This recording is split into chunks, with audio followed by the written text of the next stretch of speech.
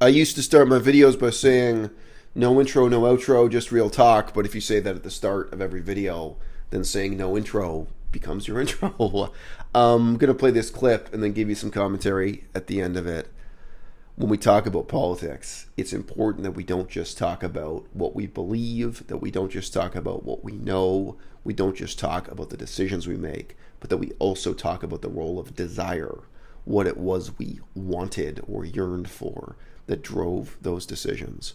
And the guy you're about to hear from has been quite honest in making a video. It's a smash hit video, and I understand why, where he talks about his own descent from being a kind of mainstream left of center progressive kind of person to being an alt-right racist on the verge of outright fascism.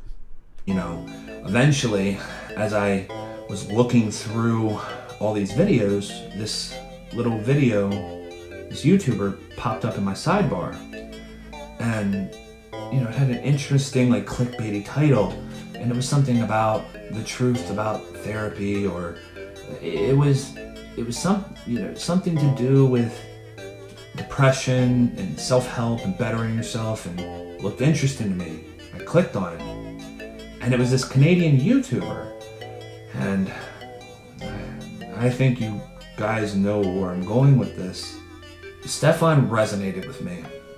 Stefan resonated with me because Stefan had shared the same experiences that I had shared. Stefan, he had a traumatic childhood. He had issues with his mother. He had issues with the rest of his family. He had issues with the society around him. He was angry with the society around him that it never stepped in and did anything to help him, to help him escape from that childhood pain and that trauma that he carried with him. And these were all things that I felt that rang so true to me. And then he started talking about how he was able to get out of it.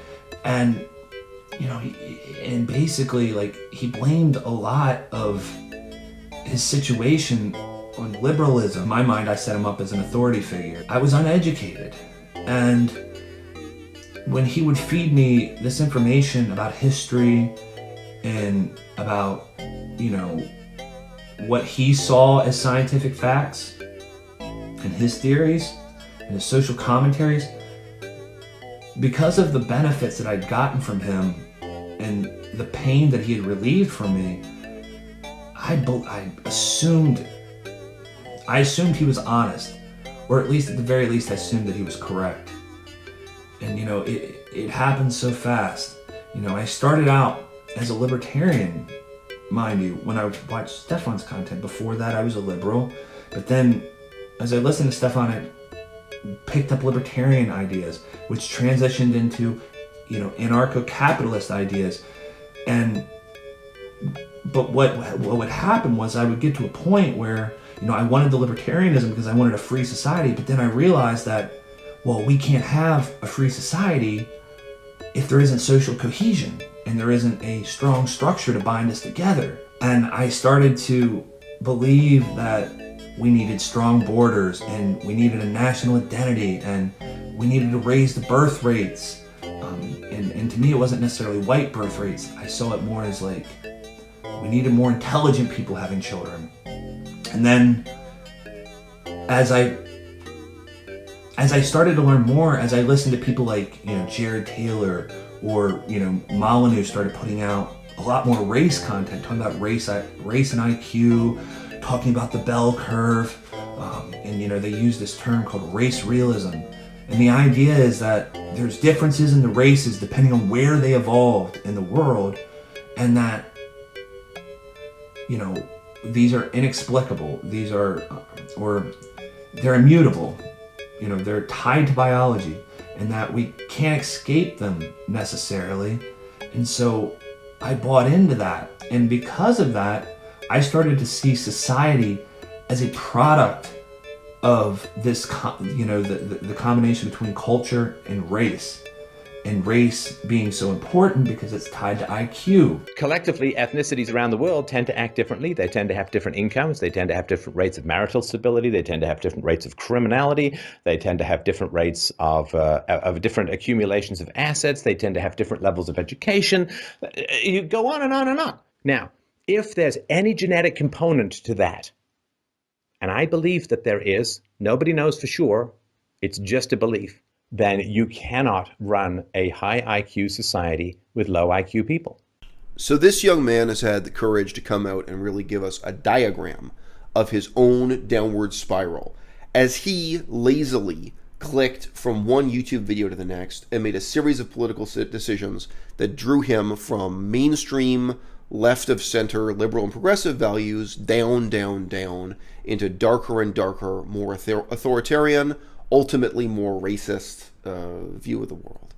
And he puts emphasis on how easy and effortless this was for him because of the nature of social media, because of the way YouTube presents all of this to you, and his own unquestioning and unsophisticated character when he embraced this at this time. I also give him a lot of credit that he describes very well his emotional frame of mind, what it was he wanted, what it was he yearned for, what it was he felt dissatisfied with in his own culture, in his own family, in his own upbringing, in his own education, in his own career, what it was that put him in this, receptive emotional state. Okay?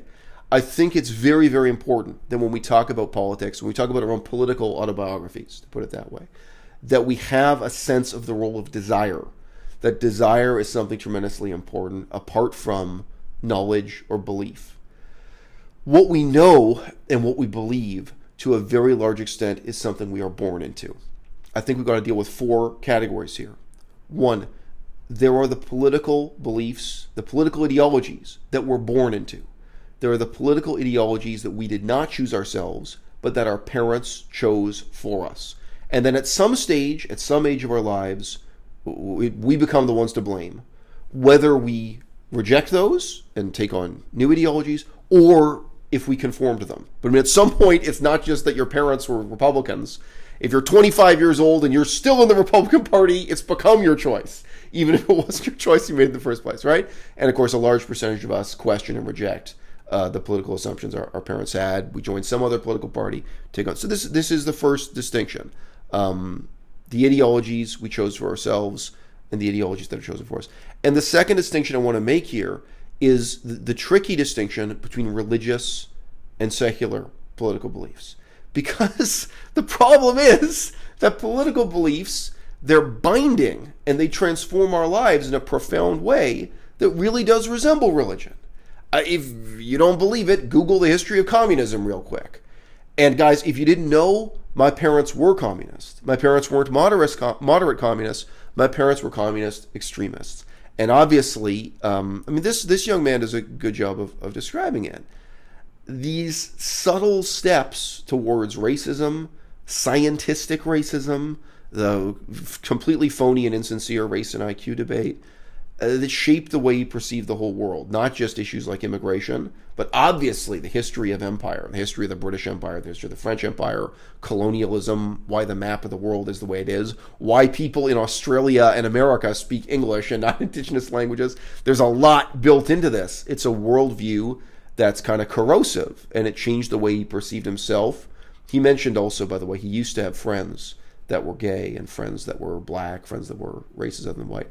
And he said, even though there was never an open and mutual rejection, as he got more into this political ideology, they picked up on the vibe, and those friends all stopped talking to him, which is also interesting. So again, it is like joining a religion. If I converted to Mormonism, the people around me, even if I didn't reject them and they didn't reject me, they would pick up on the vibe. And slowly you find yourself in a situation where all your friends are just your fellow believers. So religious ideology and political ideology, they are profoundly similar, but there's an important difference as follows. Religious ideology often makes people feel that they're part of a marginal fringe group, even whether or not they are. The leaders that are important to you, if you're a white person who converts to Hinduism, the politics you care about, those political leaders are not being affirmed in their importance in the newspapers, on the radio, the news on TV. And if let's just say you're a white Australian who gets into Hindu transcendental meditation and then joins one of the big churches of Hinduism that have been repackaged and popularized for a white audience, you're suddenly drawn into a world of political and religious ideological concerns that are either not mentioned in the newspaper at all, or are just barely, sneeringly mentioned in the newspaper once in a while when there's a controversy about corruption or sexual exploitation of cult members or something like this. And you are always going to feel a sense of embarrassment just because the people you consider important political leaders are regarded as marginal, as people of no importance in the mainstream political discourse, right? And that's really inverted for explicitly political ideology. So when I was raised in communism, even if the newspapers were criticizing the leader of China, even if the newspapers were criticizing the leader of the Soviet Union, this is before 1989, they were still showing their photos on the front page. They were still being covered on the news every night. It was being said again and again, these are the most important people in the world. These are the most important questions of ethics and politics and economics. That the questions being raised by communists, that they really mattered. And the questions being raised by your crazy Hindu temple or your cult group, they're not on the news that way. They're not in the newspaper that way. And children raised in those ideologies, I think, even if they were true believers, they feel that sense of embarrassment. That when they go to school or when they go to the grocery store, they know, okay, now I'm out in the real world where my ideology doesn't matter. Where most people, it's not even that they're against my cult group. It's not even that they're like against Mormonism or against Hinduism. It's just, what? What? These questions you care about in your leaders, they don't matter in the real world. And political leaders, explicitly political ideologies, they do matter in the real world. So, look, what has changed with the emergence of social media? Has the barrier to entry gotten lower? Yes. People no longer have to actually go to the library and get out a copy of the Communist Manifesto. People don't have to... I guess they never did, though. I mean, I guess in the old days, there were other forms of outreach where, the communists would come to you and they'd try to convert you and bring you into a group. I mean, in a sense, look, I was going to say it's easier because all you have to do is sit there and click on YouTube videos. But you know what? In a sense, more of the work is being done by you, by the ideologue, by the victim of this ideology, if you like, in private. You alone have to do all the work and have to do all the thinking. Nobody's coming to do it for you. So I wrote about this years ago, but there's this sense in which the model of the cult is becoming more and more self-directed. That people become, on a minuscule scale, their own little cult leader, where they're the one putting together the ideology. They're the one making these choices and choosing and putting it together. And it is quite a contrast to the way the explicit leader of a communist cell would recruit people in the old days, let's just say in the 1960s. It is a contrast to the way the leader of a Hindu cult group would go out and recruit people, and where they would really know, they would have a face-to-face relationship with the leader of the cult group, whether it's Hindu or communist, where they would physically receive a pamphlet on paper from those people. And then soon enough, once you join the cult, you might be one of the people standing on the street handing out the pamphlets and trying to recruit people. The loss of the face-to-face interactions and the loss of any kind of relationship with a charismatic leader and the loss of a relationship of authority. Let's never forget that.